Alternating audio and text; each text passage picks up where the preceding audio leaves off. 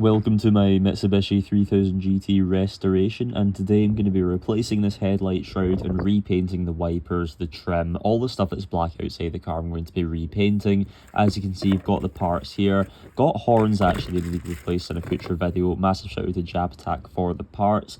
But yeah, I'm just going to take off the headlight shrouds. There are so many bolts. As an MX-5 owner, I'm so used to only having to take 4 bolts out. But yeah, we eventually got it off and did the exact same on the other side. I also thought it might be a good idea to try and get the rust off the bolts too, so we'll see how that turns out. And yeah, time for the wiper arms to come off. Now these were a massive pain. Thankfully the driver's side came off pretty easily, but the passenger side was properly seized on.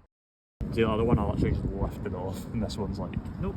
So use some WD-40 and then hit it with hammer and a bit of wood to not damage the top of the stud. And finally it managed to actually come off, thank God. I win. So yeah, I'm just taking the shrouding off from underneath the wipers, and this was a massive part. I was really careful to not bend it, and yeah, just the exact same thing happening to the rear wiper arm too.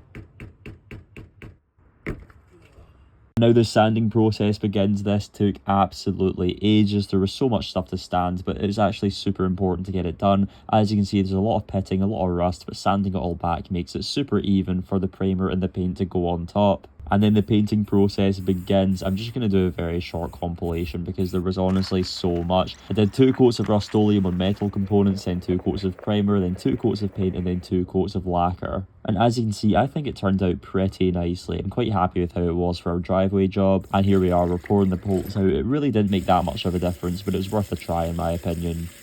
Now these clips were filmed the next day, and unfortunately it was raining, so I had to paint them inside my shed, but they still turned out pretty decent. And here we are just reassembling everything, just the exact reverse of what I did the first time.